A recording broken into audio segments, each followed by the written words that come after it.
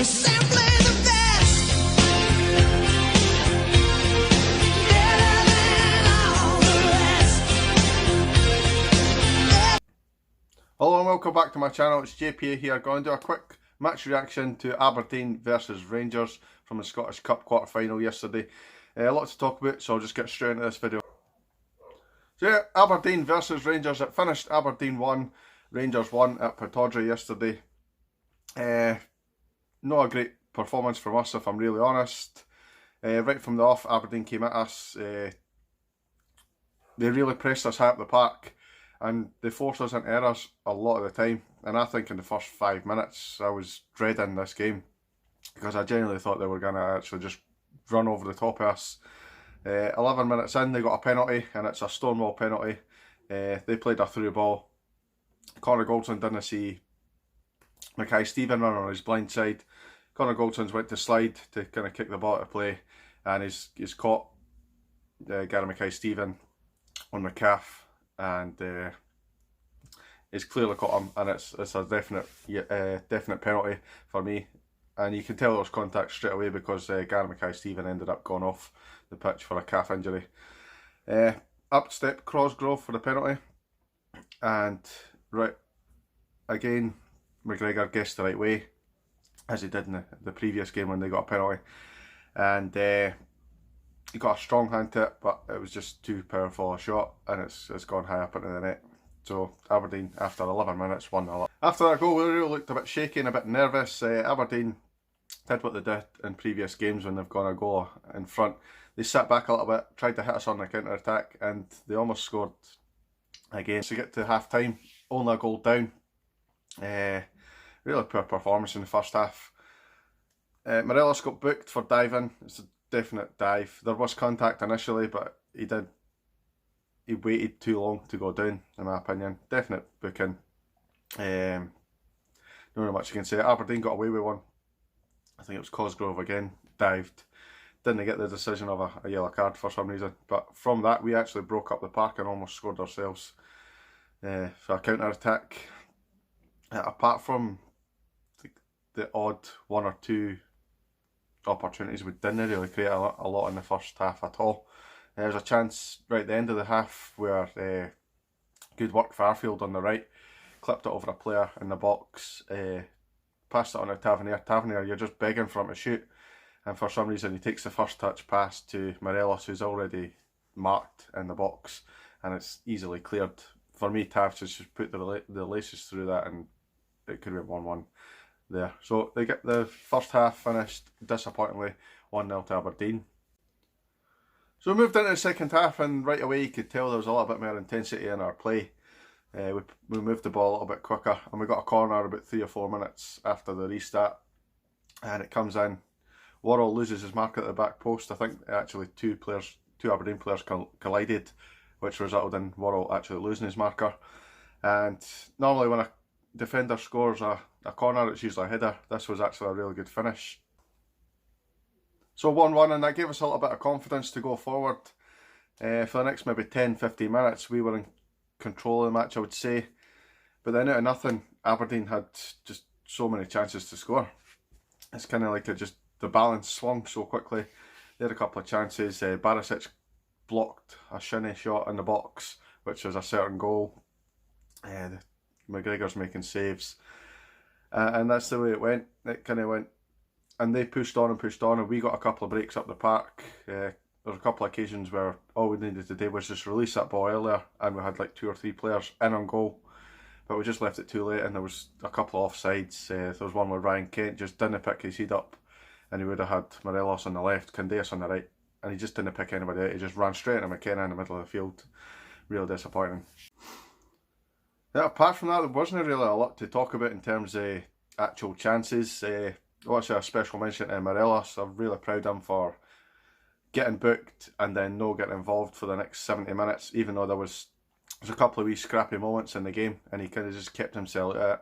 Even when he wasn't involved, there was an incident where one of our players went down, I think it was Arfield or something, and he got a wee push, and then Glenn Kamara was the one that got involved, and Morelos wasn't involved, and Worrell kind of took him away for the situation, but he wasn't involved anyway.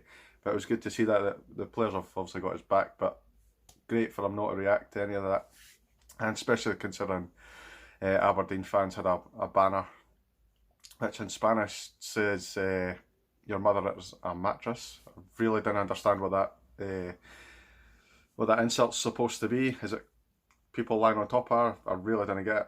It's a bit of a weird reference. It is probably a reference to her being a whore or whatever to try and wind them up, but it's a bit silly, and to be honest I'm surprised they had enough fans to actually hold the banner up.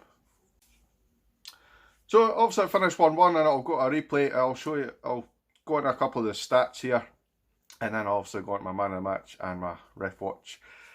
11 shots for Aberdeen, 7 for us. Tells you that they pretty much dominated a lot of the game. 3 on target from them, 2 on target for us. 57% possession for them, 43 for us. Again, shows that pretty much the whole first half they dominated really. 12 fouls for them, 16 for us. Now I think that would have been a lot higher had Morelos got a lot of the decisions. There's quite a few times where he jumped for the ball, clear foul, the referee just didn't get it, waved on. And to be fair, it's probably because it's Morelos. 4 yellow cards for them, 1 for us. Just shows you that they were actually doing more fouling than us, but we were just getting picked up on it more. I thought they should have had a higher number of bookings. How Dominic Ball never got booked is beyond me. Right at the start of the first half, Ryan Kent went to make a run, he completely blocked him off. He'd done it again, and I'm sure he tripped somebody up a wee bit later on in the game. So it was like 3 fouls that were, for me, the first one was really cynical and it should have been a booking anyway. He didn't get booked. I really didn't understand how he got away with that. So that's the stats, and it kind of shows that Aberdeen bossed the game in many areas, and to be fair, they did. But we're still in the cup. We've got a chance to go back to Ibrox and beat them, and I'm actually very confident that we will beat them.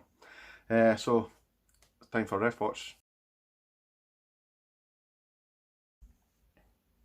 So yeah, ref watch, and it's Kevin Clancy, the man in the middle.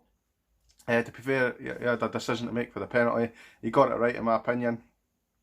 He booked a couple of players for diving in the box when he probably could have maybe give a penalty or a free kick or that. So in his actual major decisions, he got most of them right. It was just, as I said, the kind of like Morelos, sound like Alan McCoy now.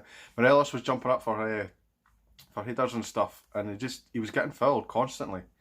And there was one he had, the player had his arm around his shoulder and pulled him. Morelos refused to go down because I think if he went down he probably would have been booked and sent off.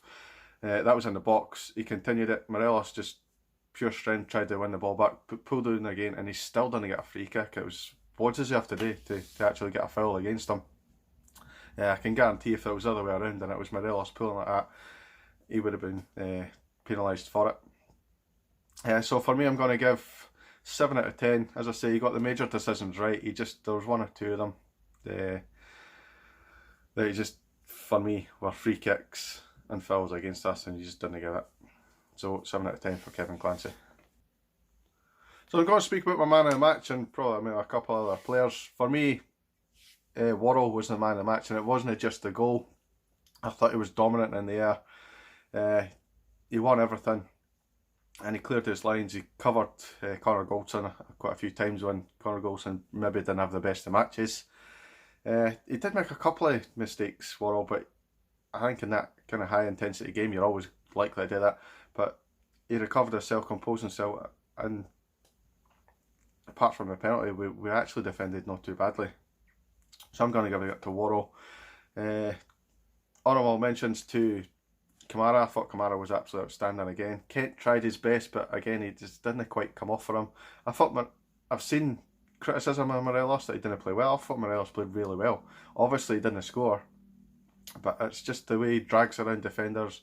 He's a constant nuisance to them, and he just doesn't give up. So that's how I'm going to wrap up this reaction video now, guys. Thank you very much for watching. Please leave a like. If you haven't already done so, please subscribe to the channel. It really helps me out. I want to get to 100, mainly for people to interact in the comments and tell me what they think. Tell me what you think your man of the match was, obviously. Tell me what you thought of the game. And I'll leave it there, guys. Thank you very much, and I'll see you in the next